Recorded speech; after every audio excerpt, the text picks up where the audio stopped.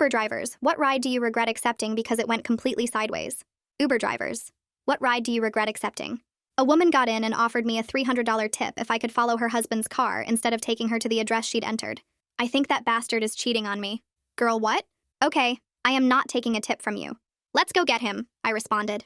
Minutes later, his black Mercedes pulled out of their driveway right on schedule, and Sophia practically bounced in the passenger seat. She kept practicing this speech she'd prepared about what she'd say when we caught him, getting more fired up with each version. I was hyping her up, the two of practicing lines like we were in Broadway. Honestly, it was a bonding moment, and I couldn't wait till I got to see this guy's face when we caught him. We followed him through downtown, and Sophia was in full detective mode, pointing out every turn like we were in a spy movie. I was nodding along and telling her how she was so pretty and deserved so much better, when his Mercedes suddenly turned left instead of toward any hotels. Wait, where's he going? Sophia quickly said. My GPS showed we were heading toward the industrial district, where all the warehouses and abandoned lots were. Not exactly the Jet 2 holiday destination for secret affairs. The energy in my car shifted, and I felt my hands tighten slightly on the steering wheel without really knowing why. We went quiet, and the Mercedes pulled behind a warehouse that looked completely abandoned, besides the 3 other cars that were already parked there. They were nice, the kind that looked wrong sitting in front of a place like this. Sophia stared at them and said, "Maybe she works here?" But even she didn't sound convinced. I pointed out it was almost midnight and the building looked dead, and she went quiet. I told her we should probably abort the mission, but she pulled out a picture of them and their kid. "Please, I need to see who he's meeting. Come with me." My stomach felt tight as we parked down the street and walked toward the building. There was a grimy window on the side, and we had to stand on an old crate to see through it. Sophia went first, and I watched her face change, all that fire draining out and leaving something confused behind. When I looked, I saw maybe 15 men in suits standing around a table having some kind of meeting. No woman anywhere, just these serious-looking guys who kept glancing toward the door like they were worried about being interrupted. "Where's the other woman?" Sophia whispered, and I didn't have an answer. Her husband was right in the center of them, laughing and shaking hands, looking completely comfortable. Nothing about this made sense for a cheating husband, and that not making sense felt somehow worse than if we'd just found him with another woman. I asked what her husband did for work, and Sophia just said insurance. One of the men opened a briefcase, and everyone gathered around to look at something inside. The way they all leaned in made my skin prickle. Their body language was wrong, too careful and focused. Sophia's breathing had gotten faster next to me. Her husband picked something up from the table and examined it, and even from this distance I could see his expression change to something cold and focused. All the men were nodding at whatever he was saying, and something about the whole scene made my mouth go dry. "We should go." Sophia grabbed my arm and pulled me down from the crate. Her hand was ice cold and shaking. "Something's wrong. This isn't what I thought it was." We started walking back toward my car, trying to look casual, but my heart was pounding so hard I could hear it in my ears. We were maybe 20 feet away when I heard shouting behind us. I turned and saw men pouring out of the warehouse, and one of them was pointing directly at us. Sophia took off running, and I was right behind her, my keys already out and shaking in my hand. Then headlights exploded from both ends of the street, cars appearing so fast it was like they'd been waiting. We were boxed in completely, and my hands were trembling so bad I couldn't get the key in the lock. "Unlock it!" Sophia was screaming and yanking on the passenger door, and I finally got it open and we threw ourselves inside. I jammed the key in the ignition just as an SUV came out of nowhere and slammed into my passenger side. The impact threw me against my door, and my head cracked against the window hard enough that everything went white for a second. When I could see again, men in suits were surrounding my car. At least 8 of them in a tight circle. My whole body was shaking and I couldn't catch my breath. Through my cracked windshield, I saw Sophia's husband walking toward us, and the expression on his face made every muscle in my body lock up. He wasn't surprised to see his wife. He wasn't guilty or panicked. He looked calm and focused, like this was just another problem to handle. Sophia was sobbing next to me, pressed against her door trying to get away from him as he got closer. I wanted to do something, but I couldn't move, couldn't think, just sat there frozen while he walked up to her window. Listen to 90 seconds and rate me 5 stars on Spotify. Doing a giveaway for people who did this and show proof on my Instagram. There will be 4 winners, and you get to choose between a Spotify or Amazon gift card. He reached Sophia's window and tapped on the glass with 2 knuckles, gentle like he was knocking on a neighbor's door to borrow sugar. His face was calm, almost friendly, like we were all just having a normal conversation about nothing important. One of the other men in suits walked around the back of my car and came up to my driver's side window. I could see more of them closing in, making a tight circle around us so nobody driving by could see what was happening. My heart was beating so hard I could feel it in my throat, and I couldn't catch my breath right. Julian bent down a little so he was level with Sophia's window and said something I couldn't hear through the glass. His voice sounded quiet and reasonable, the kind of tone you use when you're trying to calm down a scared kid. Sophia's whole body was pressed against her door like she was trying to get as far away from him as possible. Her hand moved toward the window control, and I wanted to yell at her not to do it, but my voice wasn't working. She lowered it maybe 3 inches, just enough that we could hear him. The man at my window tapped on the glass and made a rolling motion with his hand. I looked at him and his expression was blank, professional, like he did this kind of thing every day. My hands were shaking so bad I could barely grip the window button, but I pressed it and cracked my window open about the same amount as Sophia's. Cold air rushed in, and I could smell cigarette smoke on the guy's suit jacket. He leaned down and looked right at me and said we needed to hand over our phones and any recording equipment we had, especially dashcam cards. His voice was polite, almost friendly, but his eyes were flat and cold like a shark's. I tried to swallow, but my mouth was too dry. I told him I didn't have a dashcam, forcing the words out even though my voice was shaking. It was a lie, and I was sure he could tell. Sure he'd know somehow. But I made myself look right back at him. We stared at each other for what felt like forever, my heart pounding harder with each second. He finally nodded once and held out his hand palm up, waiting for my phone. I pulled it from my pocket and the screen was cracked from when I'd thrown myself into the car. My fingers didn't want to let go, but I made them, and he took it and slipped it into his jacket pocket.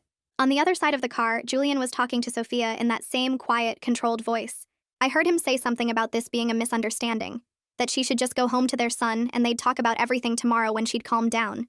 Sophia was crying without making any sound, tears running down her face while her whole body shook. She kept looking at him like she was trying to find the man she married in there somewhere. Another man walked up to my window, this one pulling out his phone. He aimed it at my license plate and I heard the camera click. Then he leaned down and took a picture of my face through the window, the flash making me blink. He moved around to Sophia's side and did the same thing, photographing her face while she cried. Julian stepped back to give him room, and the man said something about how involving the police would be complicated for everyone, especially since we'd been on private property where we didn't belong. The way he said it wasn't angry or threatening, just matter of fact, like he was explaining basic math. The threat hung there between us anyway, heavy and obvious. Julian looked at Sophia one more time and told her to think carefully about what she thought she saw tonight. Then he straightened up and gestured to the other men, making some kind of signal with his hand. The SUV that had hit us backed up with a screech of tires, leaving enough room for me to pull out. 2 of the men walked to a black SUV parked at the end of the street and got in. Julian walked back toward the warehouse without looking at us again, his hands in his pockets like he was just heading home after a normal day at work. I sat there for a second, my hands frozen on the steering wheel, not sure if this was real or if they were really just letting us go. Sophia made a choking sound next to me, and that snapped me out of it. I started the car and my hands were shaking so bad I almost couldn't get it in gear. The engine made a grinding noise that sounded wrong, and I could feel something dragging on the passenger side where they'd hit us. I pulled out slowly, my cracked windshield making it hard to see clearly. In my rearview mirror, I saw the black SUV pull out behind us and start following. It stayed maybe 3 car lengths back, close enough that I could see there were 2 men inside. I drove toward the main streets trying to think through the panic. I needed somewhere bright, somewhere with lots of people, somewhere they wouldn't try anything. A gas station sign glowed up ahead and I aimed for it, the brightest and most crowded one I could find. It took me about 3 miles to get there, and my hands were shaking so badly I almost hit the curb pulling into the parking lot. The SUV that had been following us slowed down and then pulled into a spot across the street, just sitting there with its headlights on. Sophia was still crying next to me, quieter now, but her shoulders were shaking. I realized I was close to crying too, my eyes burning and my throat tight. I left the engine running and told Sophia to stay in the car. My legs felt weak when I stood up and I had to hold onto the door for a second. I walked into the gas station, and the bright fluorescent lights made my eyes hurt. The clerk behind the counter looked up from his phone and his expression changed when he saw my face. He asked if I was okay and I shook my head. I asked if I could use his phone because mine had been taken. He looked past me at my car with its cracked windshield and dented side and immediately handed over his cell without asking any more questions. He asked if he should call 911 and I nodded, my hands shaking as I took the phone from him. I dialed with fingers that didn't want to work right and a woman's voice answered on the second ring. I started talking fast, trying to explain about the collision and the men who took our phones and the SUV that was still watching us from across the street. My voice kept breaking and I had to stop and breathe. The operator's voice was calm and steady, telling me to slow down and that she was dispatching patrol units to my location right now. She asked me to stay on the line and tell her exactly where I was. I gave her the address from the sign outside and she told me to stay inside the store where there were other people and cameras. She said officers were on their way and should be there in less than 15 minutes. I looked out the window at Sophia sitting in my car and the SUV across the street with its headlights still pointing at us, and 15 minutes felt like forever. The red and blue lights showed up through the gas station windows and I felt something loosen in my chest. 2 patrol cars pulled into the lot and the SUV across the street started its engine and drove away slowly, like they weren't in any hurry but knew it was time to go. I walked outside with shaking legs and one of the officers met me halfway across the parking lot. He had kind eyes and asked if I was the one who called 911. I nodded and pointed to my car with its cracked windshield and dented passenger side. The officer looked at it and then looked at my face, and his expression changed. He asked if I was hurt, and I touched my forehead without thinking. My fingers came away with blood on them. I hadn't even realized I was bleeding. The officer called his partner over, and they both looked at the gash on my forehead where I'd hit the window. The second officer went to get Sophia from my car while the first one asked me what happened.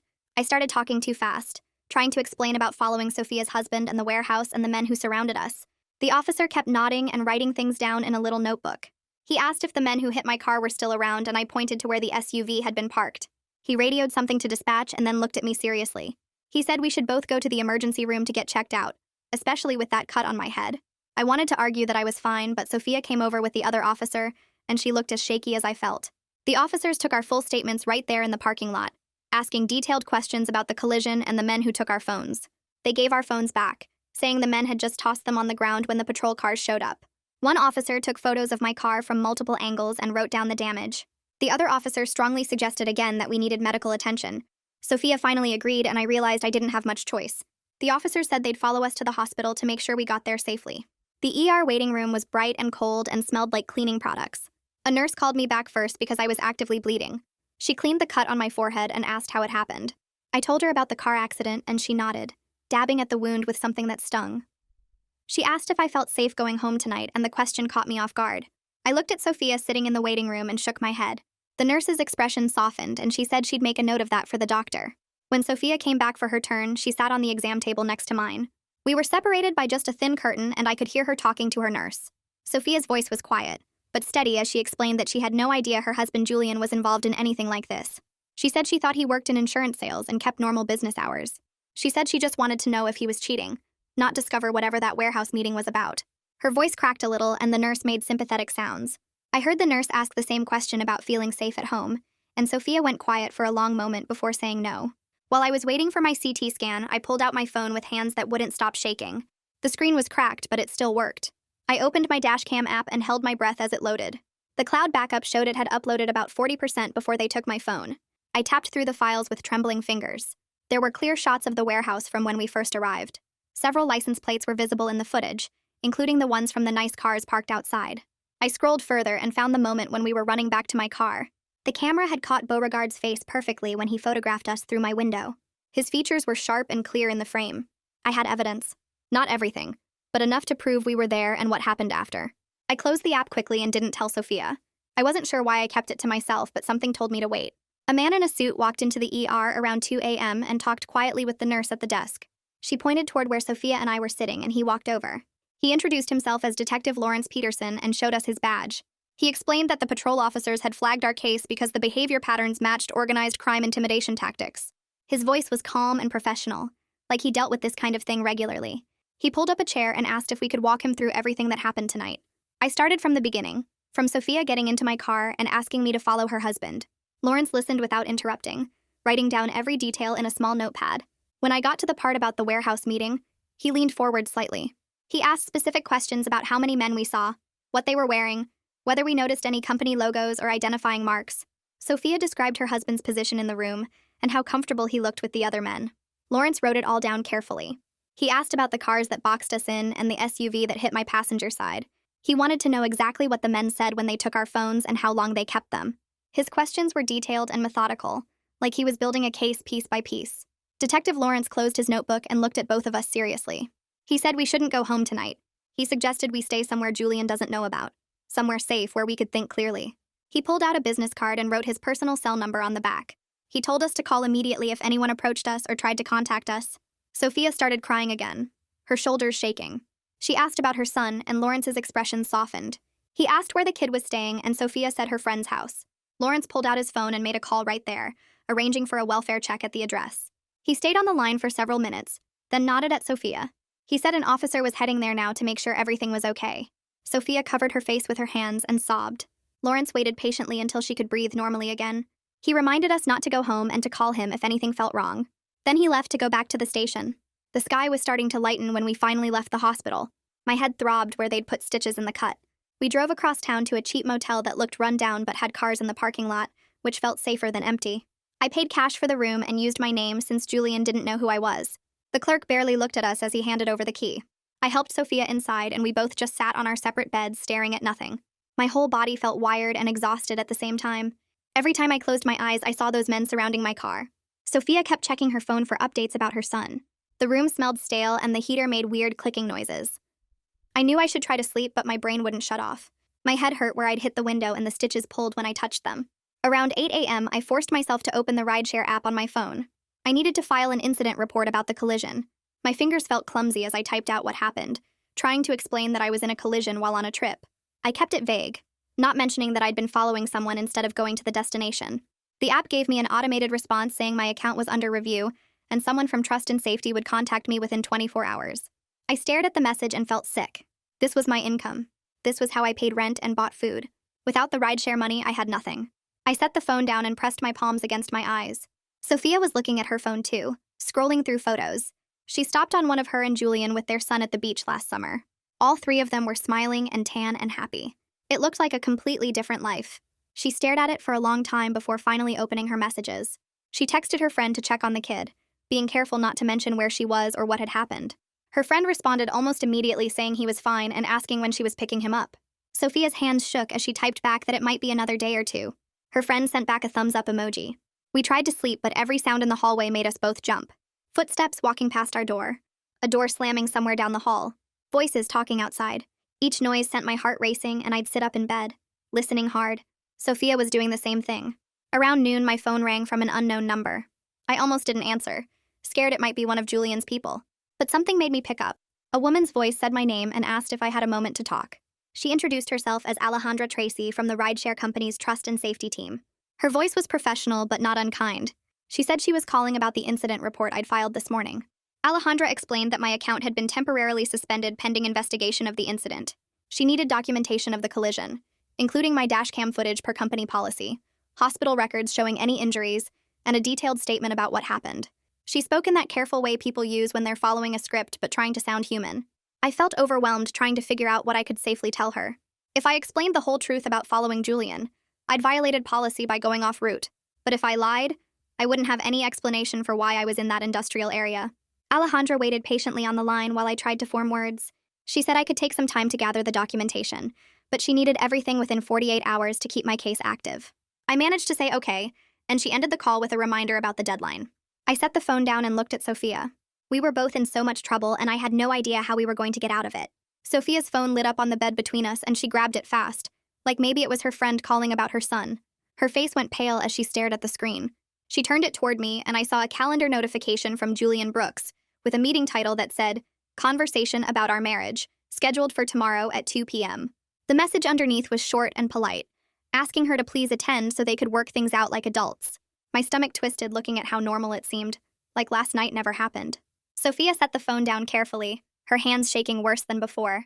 She looked at me with this expression I couldn't read, somewhere between confused and angry. My own phone rang maybe an hour later, and the caller ID showed a local number I didn't recognize. I answered and heard a man's voice introducing himself as Detective Lawrence Peterson. He asked if I had time to come down to the station for a formal interview, his tone professional but friendly. I told him yes, and he asked if I'd managed to get any footage from my dashcam last night. My heart started beating faster as I explained about the partial cloud backup that uploaded before they took my phone. He went quiet for a second and then said that was really good news, asking if I could bring my phone to the station so their tech team could download everything properly. I said I would, and he gave me an address and told me to come by whenever I was ready. After I hung up, I pulled out my laptop from my bag and logged into the dashcam app. The upload progress showed 42% complete. I downloaded the file and opened it, my hands sweating as I clicked play. The video was grainy but clear enough. I watched the warehouse come into view, saw us park and walk toward the building. The camera angle caught 3 luxury cars in the lot, their license plates visible. Then the footage jumped to us running back toward my car, and I could see men pouring out of the warehouse entrance. One of them pointed right at the camera. The next clip showed the SUV ramming into my passenger side, the impact making the camera shake. Then men in suits surrounded my car in a tight circle. I watched Julian walk up to Sophia's window, his face calm and focused. One of the men came to my side and leaned down, and the camera caught his face perfectly when he turned to look back at someone. I paused the video on that frame and stared at his features, memorizing them. I played the whole thing 2 more times, noting every detail I could see. The footage didn't show what happened inside the warehouse, but it proved we were there and what happened after. I saved the file to 3 different places on my laptop and my phone. Around 4 p.m., Sophia got up to use the bathroom and stopped at the window. She pulled the curtain back just a little and then went completely still. I got up and looked over her shoulder. A black sedan sat in the parking lot 3 spaces from my car, engine running. It was the same one that followed us from the gas station last night. We stood there watching it for 5 minutes, then 10, then 15. The windows were tinted too dark to see inside. After 20 minutes, the sedan slowly pulled out and drove away. I grabbed my phone and called Detective Lawrence right away. He answered on the second ring, and I told him what we'd just seen. He went quiet for a moment and then told us to pack up our things and move to a different location immediately. He said he'd call me back in an hour to check in. We threw everything into our bags in under 5 minutes. I felt like my hands couldn't move fast enough. We checked out at the front desk and the clerk barely looked up from his phone. I drove across town to another motel, this one even cheaper than the first. The parking lot was mostly empty, and I pulled around to the back where my damaged car wouldn't be visible from the street. We paid cash again, and the woman at the desk didn't ask any questions. Inside the room, Sophia sat on the bed and tried calling her son's caregiver. The phone rang and then went to voicemail. She left a message asking for a callback, trying to keep her voice steady. She tried 2 more times over the next hour but got voicemail each time. I could see the worry building in her face. We ordered food from a place that delivered and ate in silence, both of us jumping every time we heard footsteps in the hallway. That night around 9, my phone rang from a blocked number. I stared at it for 3 rings, scared to answer but scared not to. I finally picked up, and a man's voice I didn't recognize said my name and asked if I had a minute to talk. He spoke calmly, almost friendly, saying he understood I'd had a difficult night. He said he wanted to make things easier for everyone and was willing to pay $300 for my dashcam memory card. The amount made my skin crawl because it was exactly what Sophia had offered me to follow Julian. He said it would be simpler if we could all just forget last night happened and move on with our lives. My throat felt tight, and I managed to say I didn't have a dashcam. He went quiet for a second and then said that was unfortunate, his tone changing just slightly. He said he hoped I'd reconsider and hung up. I set the phone down and realized my hands were shaking hard. Sophia asked who it was, and I looked at her terrified face and lied, saying it was a wrong number.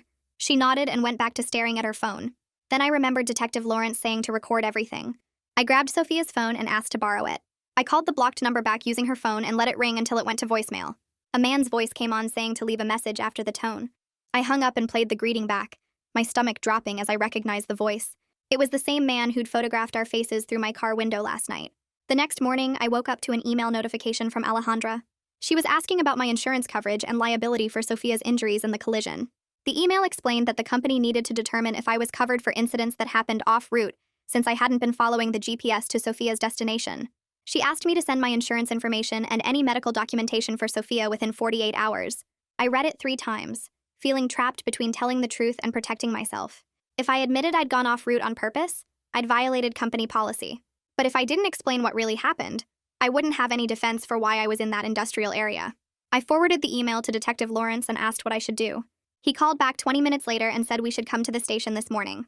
At the police station, Detective Lawrence met us in the lobby and walked us back to a small office. A tech guy was already there setting up equipment. I handed over my phone and watched him connect it to their computer system with a bunch of cables. He downloaded the dashcam footage onto their secure server, while Lawrence asked us questions about the timeline.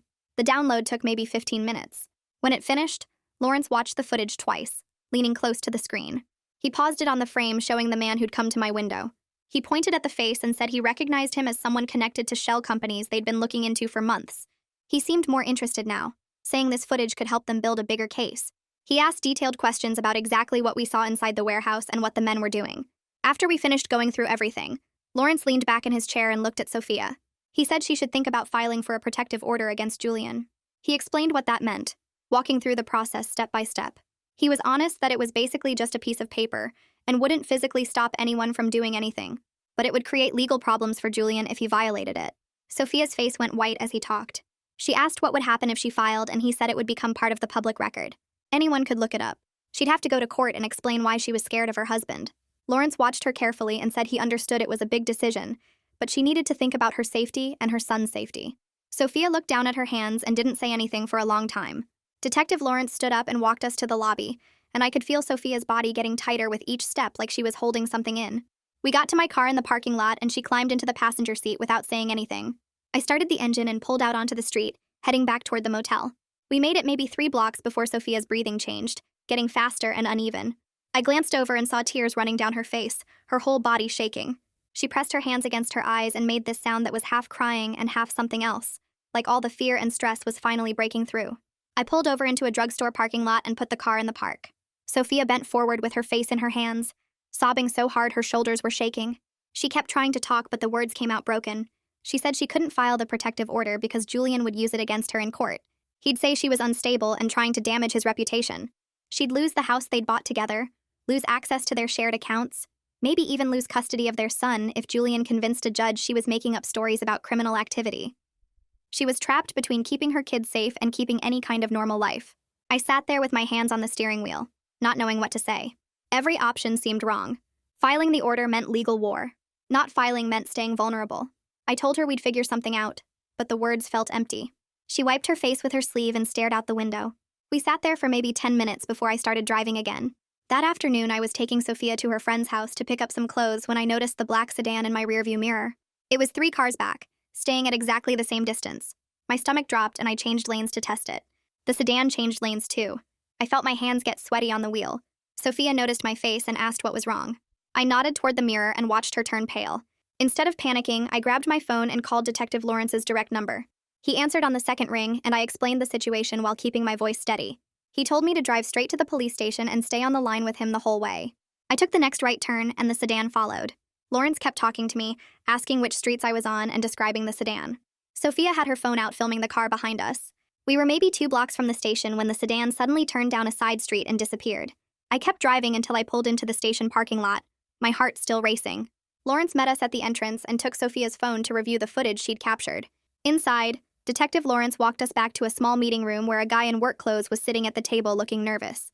Lawrence introduced him as Junior Durand and explained he worked at the warehouse. Junior looked maybe 30, with paint stains on his jeans and dirt under his fingernails. He kept glancing at the door like he expected someone to burst in. Lawrence asked him to tell us what he'd told the police. Junior explained that he worked day shift maintenance at the warehouse, the place we'd seen the meeting. He said the building was supposed to be empty, but he'd noticed things that didn't add up. Fresh tire marks in the loading area when he arrived in the morning, coffee cups in the trash that weren't there when he left, security cameras that got repositioned overnight. He started paying attention and realized there were regular nighttime meetings that the day staff never saw. He'd been documenting dates and times for weeks, keeping records of what he noticed. Lawrence had reached out to him after running background checks on the warehouse property. Junior seemed scared but also determined, like he wanted to do the right thing even though it was risky. He confirmed everything we'd seen that night was real. The warehouse wasn't abandoned. It was used for something they wanted kept secret. We were back in my car when Sophia's phone buzzed with a text. She looked at the screen and her face went white. She showed me the message and I felt my stomach twist. It was from Julian, formal and polite, inviting her to dinner at a nice Italian restaurant downtown tomorrow night. The text said they needed to talk through things like adults and work out an arrangement for their son. Everything about it felt wrong. The public location made it seem safe, but also meant witnesses if things went bad. The formal tone was so different from the cold expression he'd had at the warehouse. The assumption that she'd just show up felt like a test. Sophia's hands were shaking as she held the phone. I drove us back to the police station and showed the text to Detective Lawrence. He read it twice and shook his head. He said it was classic manipulation, making it seem reasonable while putting pressure on Sophia to comply. He advised strongly against going without a solid safety plan. Sophia asked what kind of plan would even work, and Lawrence said he'd need to think about it. The text sat there on her phone like a trap waiting to spring. My phone rang while we were still at the station, and I saw it was Alejandra from the rideshare company. I stepped into the hallway to take the call.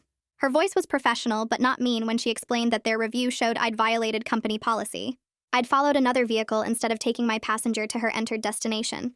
The GPS records proved I'd gone completely off route. She said this was a serious breach that could affect my ability to keep driving for the platform. My insurance might not cover the collision since I wasn't on an approved route. She needed more documentation and a formal statement. I felt anger rising in my chest, hot and tight. I'd helped someone who was scared and now I was losing everything because of it. My income, my car insurance coverage, my ability to pay rent.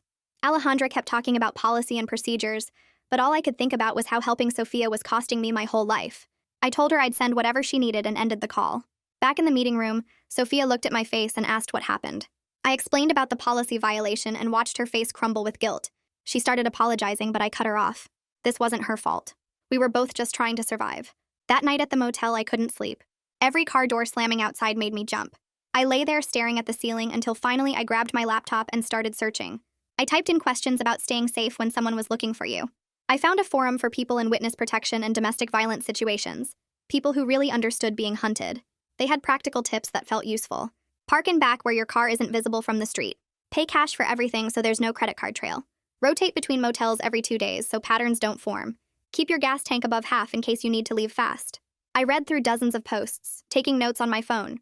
One woman explained how she'd survived 3 months on the run from her ex by never staying anywhere more than 48 hours. Another person listed the safest chain motels based on security camera placement. The information helped me feel slightly less helpless. Like maybe I could actually do this. I screenshotted the best advice and sent it to Sophia. She texted back 20 minutes later saying she couldn't sleep either. The next morning, Sophia and I sat in my car outside the motel and talked through our options. The dinner invitation from Julian was still sitting unanswered on her phone. She wanted to ignore it completely, but Lawrence had said that might make things worse. We decided she wouldn't go to the restaurant but would agree to a phone call instead. That way there'd be no physical danger, but she wouldn't be completely refusing contact. I drove us back to the police station and found Detective Lawrence in his office. He listened to our plan and nodded slowly. He said he could help us set up recording equipment on Sophia's phone, so anything Julian said would be documented. He pulled out a small device from his desk drawer and showed us how to connect it. We'd do the call from his office with him listening on speaker. That way we had a witness and a recording. Sophia looked nervous, but also more confident than I'd seen her. We were learning to be strategic instead of just reacting to whatever Julian did. Lawrence scheduled the call for noon the next day and told us to get some rest.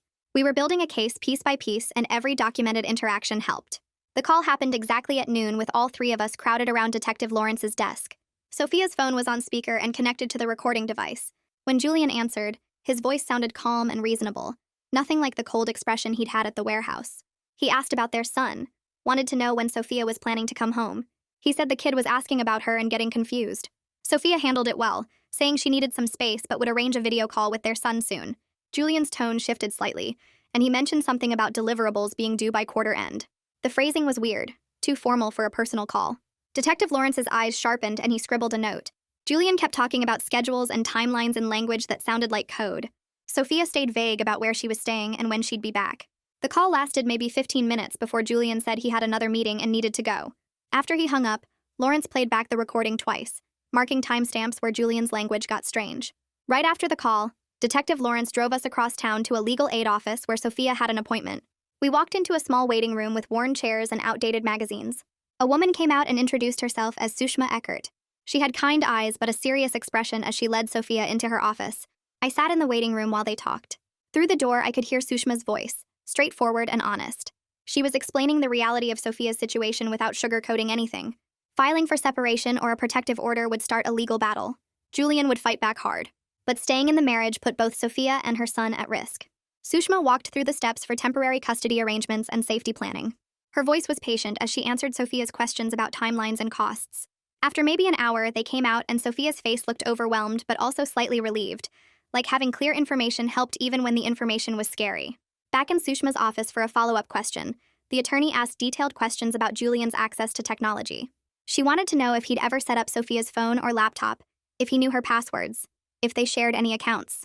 Sophia answered each question, and I watched her face change as she realized how much access Julian had to her digital life. Sushma explained that spyware was common in these situations. Julian could be tracking Sophia's location, reading her texts, monitoring her calls.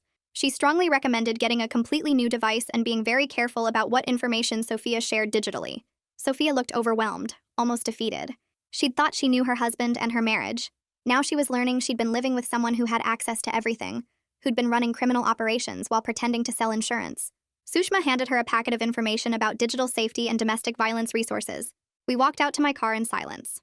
Sophia held the packet against her chest and stared straight ahead. She said she felt stupid for not knowing.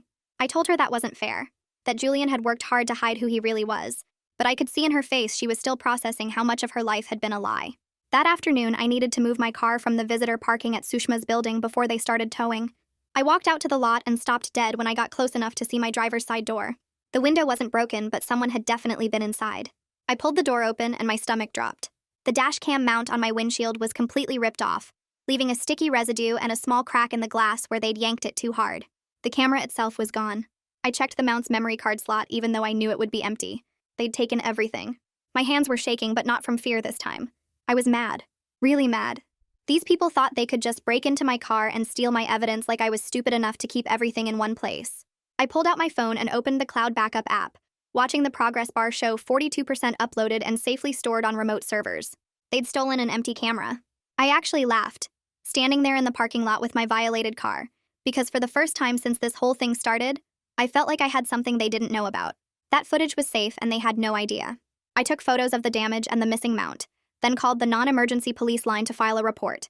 The officer who answered sounded bored until I mentioned Detective Lawrence's name, and suddenly he was taking detailed notes and promising someone would come document everything. I drove back to the motel and found Sophia sitting on the bed staring at her laptop. She looked up when I came in, and I told her about the break-in, watching her face go pale. But when I explained about the cloud backup, she actually smiled a little. We were learning to think ahead, to be smarter than them. That small win felt huge. Then my phone buzzed with an email notification, and the subject line made my chest tight. It was from Alejandra at the rideshare company. I opened it and read through the formal language about insurance investigations and documentation requirements. She was requesting the original dashcam footage files, all of them, within 48 hours. The email explained that failure to provide the requested materials could result in permanent deactivation of my driver account pending further review. My hands started shaking again. I needed this job. I needed the income. But I also needed to keep that evidence safe for the criminal investigation. I read the email 3 more times, trying to figure out what to do. Sophia asked what was wrong, and I showed her the screen. She read it and bit her lip. The stress of potentially losing my only source of income was crushing. I couldn't pay rent without driving. I couldn't afford to stay in motels. I couldn't help Sophia anymore if I had no money coming in. The email sat there on my phone like a bomb with a timer counting down. I called Detective Lawrence right away and explained the situation. He listened carefully and asked me to forward him Alejandra's email. Then he told me to hold on while he made some calls. I sat there for maybe 20 minutes, watching Sophia pace the small motel room, both of us too nervous to talk. When Detective Lawrence called back, his voice was calm and steady. He'd arranged something with the rideshare company through official channels. I could transfer the footage files through the police department's secure system instead of sending them directly to the company. That way, the evidence stayed protected as part of the criminal investigation, while still meeting the company's requirements for their insurance claim. He'd already spoken to someone in their legal department, and they'd agreed to accept the transfer this way. It was a small relief in the middle of everything falling apart. At least I wouldn't lose my account. At least I could keep working once my car was fixed. I thanked him about 5 times before hanging up, and Sophia squeezed my hand. We were figuring this out one problem at a time. Then Sophia's phone rang. It was her friend, the one watching her son. Sophia answered on speaker, and we both listened as her friend explained that Julian had stopped by that morning. He'd seemed really concerned and confused about why Sophia had disappeared. He told everyone this was just a misunderstanding, that Sophia was having some kind of breakdown, and he was worried about her mental health. He'd asked where Sophia was staying and if anyone had heard from her. Her friend had played dumb, saying she hadn't seen Sophia in days, but she wanted to warn us that Julian was making the rounds with their mutual friends. He was acting like the worried husband and painting Sophia as unstable. I watched Sophia's face crumble as she realized what he was doing. He was isolating her socially, making sure no one would believe her if she tried to tell them the truth. Her friend asked if everything was okay, and Sophia managed to say yes, that she'd explain everything later, before hanging up. She sat there staring at her phone, and I could see her processing how calculated Julian's moves were. He wasn't just threatening us physically. He was destroying her credibility and her support system at the same time. That evening, my email dinged again, and I opened it without thinking. Then I wished I hadn't. It was from a law firm I'd never heard of, with a downtown address and about 6 lawyers listed in the signature block. The subject line said, "Cease and desist. Urgent legal matter," and my stomach dropped before I even started reading.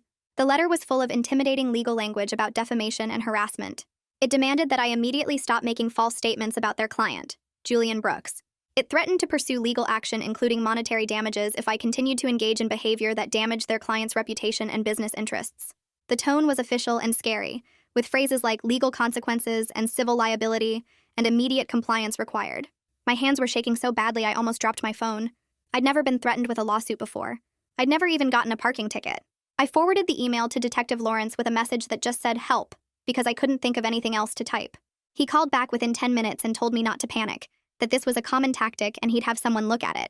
The next morning, Sophia had an appointment with Sushma to go over some custody paperwork.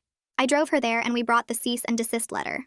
Sushma read through it carefully, her expression getting more annoyed with each paragraph. When she finished, she looked up at us and explained this was a SLAPP suit. I'd never heard the term before. She said it stood for Strategic Lawsuit Against Public Participation, which basically meant it was a legal threat designed to silence people through intimidation. The goal wasn't actually to win in court.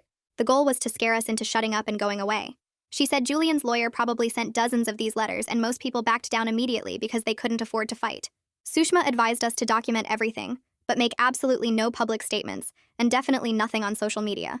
She said the legal system was weaponized against us, but we couldn't let it work. We had to stay quiet, stay smart, and let the criminal investigation play out. The letter was just paper. It couldn't actually hurt us unless we gave them ammunition by saying something stupid in public. I felt slightly better knowing it was a tactic, but it still scared me that they could just use lawyers as weapons like this. That same afternoon, Detective Lawrence called with news. Junior, the warehouse worker who'd been cooperating with the investigation, had contacted him with new information. Junior had been quietly tracking patterns from his day shift work, and he'd noticed something important. The warehouse meetings always happened on specific nights that lined up perfectly with cargo ship arrivals at the port. He'd been watching the schedule, and every time a certain shipping company had a vessel come in, there'd be a meeting at the warehouse within 48 hours. Detective Lawrence sounded excited when he explained this. The correlation suggested Julian's operation involved importing something illegal through the port. It wasn't just local crime. This was bigger, more organized, with international supply chains. Junior had been smart enough to document everything without drawing attention to himself. He'd taken photos of shipping manifests and truck schedules and delivery logs. Detective Lawrence said this information was exactly what they needed to expand the investigation. A few hours later, Detective Lawrence called back with more details. His department was now looking into potential medical supply counterfeiting based on the cargo timing and the profile of people involved. Apparently, several of the men at that warehouse meeting had connections to pharmaceutical distribution companies. The working theory was that they were importing counterfeit medical supplies or medications from overseas and distributing them through legitimate-looking channels. Detective Lawrence warned us this made the case more serious. We weren't just dealing with regular criminals anymore. This was the kind of operation that got federal agencies involved. The FBI and FDA might end up taking over the investigation. The scope of what we'd stumbled into kept expanding. Every time I thought I understood how bad this was, it got worse. Sophia looked sick when I told her. Her husband wasn't just a criminal. He was involved in something that could hurt people, maybe kill them if fake medications got into hospitals or pharmacies. The next afternoon, I was driving to pick up some food when the black sedan appeared in my rearview mirror. I'd been checking my mirrors constantly for days, and I spotted it 3 blocks back. My heart started pounding, but I kept driving normally, trying not to show I'd noticed. At the next intersection, I had a green light and was about to go through when the sedan suddenly accelerated. It came up so fast I thought there'd be a collision. I slammed on my brakes and my car screeched to a stop in the middle of the intersection. The sedan stopped maybe 6 inches from my bumper. No contact was made, but the message was crystal clear. They knew where I was, and they could get to me anytime they wanted. Cars behind us started honking, and the sedan backed up slowly, then turned down a side street and disappeared. I sat there shaking, blocking traffic, until someone yelled at me to move. I pulled forward and immediately turned into a fire station parking lot. I couldn't drive anymore. I couldn't think. I just sat there with my hands gripping the steering wheel, trembling for 20 minutes while firefighters walked past giving me concerned looks. Eventually, one of them knocked on my window and asked if I needed help. I managed to say I was fine, just feeling sick, and he nodded but looked doubtful. When I finally felt steady enough to drive, I went straight back to the motel and didn't leave again that day. That night, I walked to a convenience store 3 blocks away and bought the cheapest burner phone they had. It cost $40 and came with limited minutes, but I didn't care. I activated it in the parking lot and immediately called Detective Lawrence to give him the new number. Then I called Sushma and gave it to her too. My regular phone stayed on because turning it off would be suspicious, but I was careful about what I said on it now. I assumed someone might be monitoring it, listening to my calls or reading my texts or tracking my location. The level of paranoia required to stay safe was exhausting. I had to think about every word I said, every place I went, every person I talked to. I couldn't just live normally anymore. Everything was calculated and careful and constantly looking over my shoulder. Sophia saw the burner phone when I got back and nodded like she understood. She'd been thinking about getting one too. We were learning to live like people in witness protection, even though we weren't officially protected by anything except our own caution. The next evening, Sophia met with Sushma at the legal aid office to handle paperwork nobody wants to think about. I drove her there and waited in the lobby while they worked through emergency documents in a small conference room. Through the glass door, I could see Sophia signing papers with Sushma, pointing to different sections and explaining each one. They spent 2 hours drafting a will that left everything to her son and named her sister as guardian if something happened to her. Sushma walked her through medical directives about who could make decisions if she couldn't. Sophia had to write instructions about her son's care and routines in case she wasn't around to handle them herself. Watching her plan for the possibility she might not survive this made my chest feel tight. She was trying to be practical and organized, but I could see how her hands shook every time she picked up the pen. When they finished, Sushma made copies of everything and put them in a sealed envelope for Sophia to give to her sister. Sophia came out looking exhausted and older somehow, like facing those possibilities had aged her. We drove back to the motel in silence, and she held that envelope on her lap the whole way. That night, I got an email from Alejandra scheduling my formal trust and safety interview for the following Tuesday. She explained that if my documentation and statement were good enough, they might bring back my account with some limits on it. It wasn't perfect, but it was way better than losing my driver access forever. I needed this income so badly, especially with my car repairs still pending and no idea when I could afford to fix the cracked windshield and dented door. The email was professional and didn't give any hints about whether she believed my story or thought I'd messed up. I read it 5 times trying to figure out her tone but couldn't tell anything. Around midnight, Sophia's phone buzzed on the nightstand between our beds. She picked it up and I heard her breath catch. She turned the screen toward me without saying anything. It was a text from an unknown number with no words, just a photo. The image showed our motel's hallway from inside the building, taken maybe an hour ago based on the timestamp. You could see our room number on the door in the picture. No message, no threat, just that image proving someone knew exactly where we were and had been inside the building. Sophia was already grabbing her bag and shoving clothes into it. I did the same, my hands moving fast while my brain tried to catch up. We threw everything into our bags in maybe 8 minutes, and I checked the hallway before we ran to my car. I drove us to a 24-hour diner 3 miles away, and we sat in a booth by the window where we could see anyone coming. Sophia called Detective Lawrence on my burner phone at 1 in the morning. He answered on the second ring, which told me he'd been expecting something like this. He listened to her explain about the photo and told us to stay at the diner until he could arrange something safer. We sat there drinking coffee neither of us wanted, watching the parking lot and jumping every time the door opened. Detective Lawrence called back around 3 in the morning and said he'd arranged emergency placement through a victim services program. It was a short-term safe house, a small apartment in a secure building with cameras covering the entrance and a locked door system where you needed a code to get in. He gave us the address and said to get there before dawn when fewer people would see us arriving. We left the diner and drove through empty streets to a plain brick building in a quiet neighborhood. The apartment was on the 3rd floor, small but clean with 2 bedrooms and bars on the windows. There was a camera in the hallway and another one covering the building entrance. For the first time in days, I felt like I might be able to sleep without waking up at every sound. Sophia locked both the deadbolt and the chain on the door and checked all the windows twice before she finally sat down on the couch. The next morning, Sushma met us at the courthouse to help Sophia file for a temporary protective order against Julian. They had to go to a specific office and fill out forms detailing everything that had happened.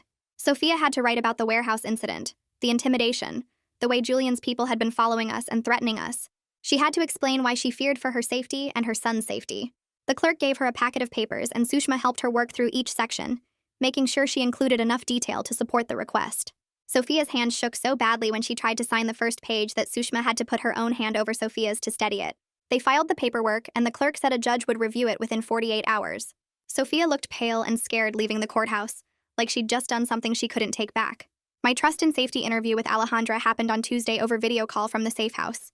I set up my laptop at the small kitchen table and logged into the meeting right on time. Alejandra's face appeared on screen, professional and neutral. She had my file open in front of her and walked me through every decision I'd made that night. I explained about Sophia asking me to follow her husband, about going off route, about everything that happened at the warehouse. I took responsibility for not sticking to the GPS directions while trying to explain the circumstances that led to it. Alejandra typed notes while I talked, her expression giving nothing away. She asked specific questions about the collision, about whether I felt threatened, about my dashcam footage. I answered everything as honestly as I could without making myself sound worse. The interview lasted 40 minutes, and when it ended, Alejandra said she'd review everything and get back to me within a week. I couldn't tell if she was sympathetic or just following company protocol. Detective Lawrence called that afternoon with an update. His department had secured a warrant related to the cargo records and shell companies connected to the warehouse. He was careful to explain that the warrant didn't directly involve Sophia or me, but it was part of building a bigger case against Julian's operation. He was putting together evidence slowly and carefully, warning us that investigations like this take time, weeks or even months. The waiting and not knowing felt almost worse than the active danger. At least when someone was chasing us, I knew what to be afraid of. This uncertainty about when anything would be resolved made every day feel heavy. The next morning, I walked to my car in a public parking garage near the safe house. I was heading down to the 3rd level where I'd parked when Beauregard appeared from behind a concrete pillar, blocking my path. It was broad daylight, maybe 10 in the morning, and he just stood there in his suit looking calm and relaxed. He smiled at me and started telling this story about a woman he knew once who had an unfortunate accident. She'd been walking to her car, he said, and somehow she fell down a stairwell, broke her neck. Such a tragedy, he said, because she didn't understand when to mind her own business. His tone was conversational, almost friendly, but the threat was so clear it made my skin go cold. I could see 2 other people walking through the garage about 30 feet away, a couple heading toward their car. I made a split-second decision and raised my voice so they could hear me.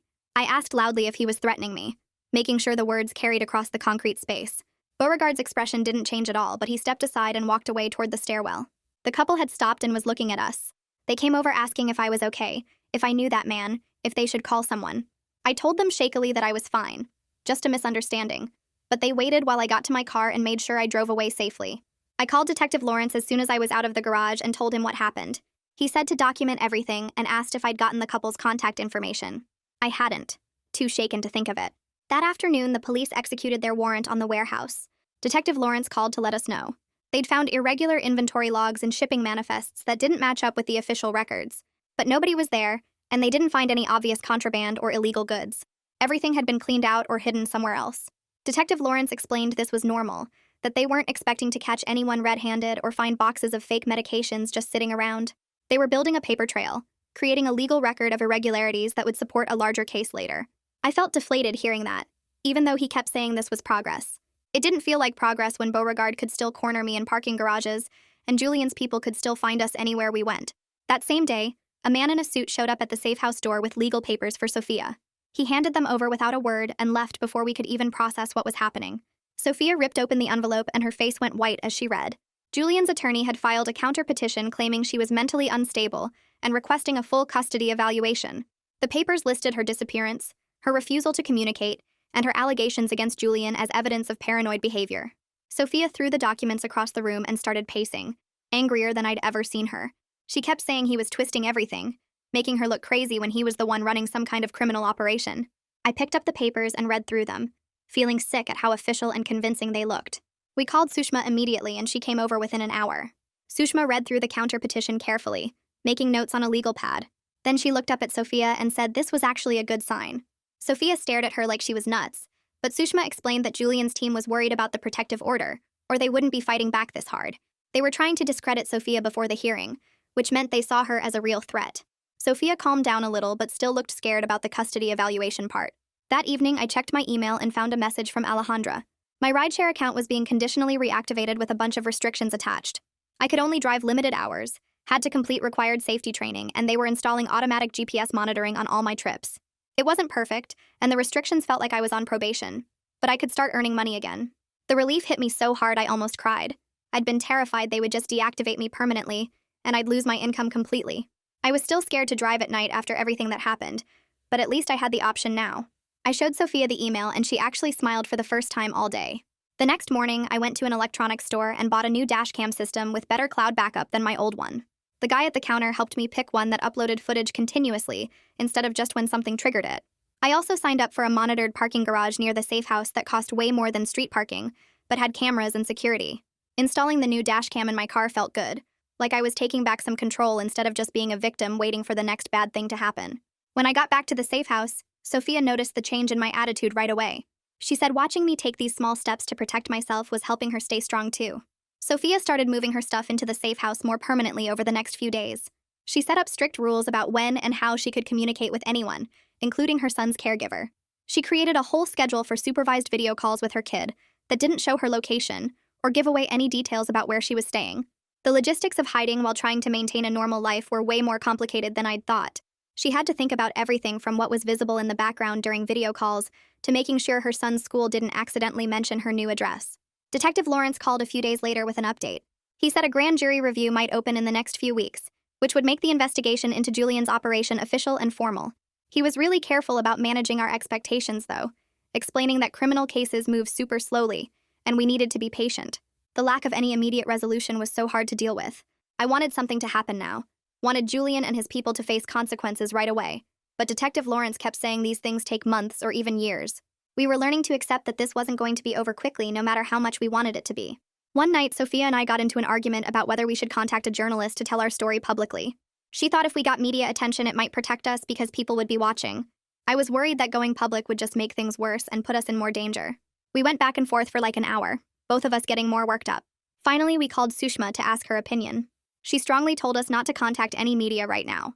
She explained that publicity could mess up the investigation and hurt Sophia's protective order case. Judges didn't like it when people tried their cases in the press, and it could make Sophia look like she was being dramatic instead of genuinely afraid. We both felt frustrated, but agreed Sushma probably knew better than us.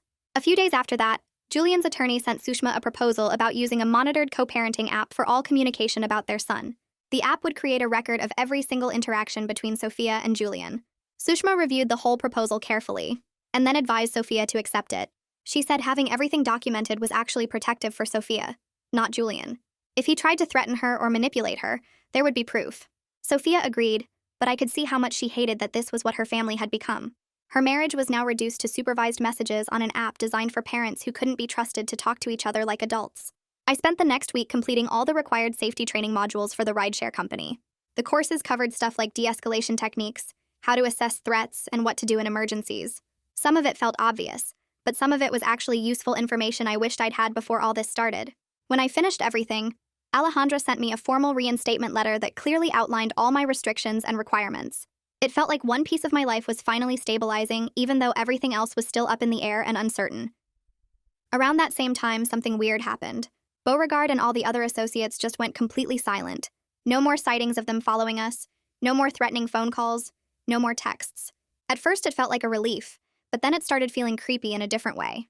I called Detective Lawrence to ask if this was normal, and he said yes. This was typical behavior after a search warrant got executed. They were lying low and regrouping, figuring out their next move. He warned us that the silence didn't mean they'd given up or forgotten about us. It felt like pressure building up before a storm hits, but there was nothing we could do except wait and stay alert. One evening, about 2 weeks after everything with the warehouse, Sophia and I sat in my car at a drive-thru splitting an order of fries. We started talking about boundaries and what we'd learned from this whole mess. We both agreed we weren't going to drag each other into any more risky situations. No more following people, no more investigating stuff ourselves, no more trying to be detectives. We were going to let the actual professionals handle the investigation and just focus on staying safe. It felt like the first truly smart decision we'd made in weeks, maybe the first one since that night I agreed to follow Julian's car. 2 days later, I turned on the rideshare app for the first time since everything happened, and my hands shook just tapping the button to go online. I stayed in the downtown area where the streets were bright and full of people, avoiding the industrial district completely. My first pickup was a businessman heading to the airport, and I checked my mirrors about 50 times during the 20-minute drive. Every black sedan made my chest tight, and every time headlights appeared behind me, I had to force myself not to panic. The businessman talked on his phone the whole time and didn't notice me gripping the steering wheel so hard my knuckles went white. When I dropped him off at departures and he walked away with his rolling suitcase, I just sat there in the pickup lane with cars honking behind me. I pulled into the arrivals parking area and turned off the engine and let myself breathe deeply for what felt like the first time in forever. My phone was in my lap and my whole body felt exhausted, but I'd done it. I'd completed a normal ride without anything going wrong. Around 11 that night, my phone buzzed with a text from Sophia saying the court date was set for the protective order hearing, and she was scared but going. I texted back that we go slow and we go smart, keeping it simple because I didn't know what else to say. I opened my calendar app and stared at all the appointments lined up for the next few weeks. Detective Lawrence's check-in was scheduled for Thursday. My next safety training module was due by Friday, and I had work shifts marked for every evening. None of it was perfect, and none of it meant we were safe, but we were still here and still moving forward. That had to count for something. Well, that's the full story from one rideshare request to a criminal investigation. I'm really grateful you stayed with me through all of that. If you want more stories about people finding strength in scary situations, feel free to subscribe. Take care of yourselves, and I'll catch you next time.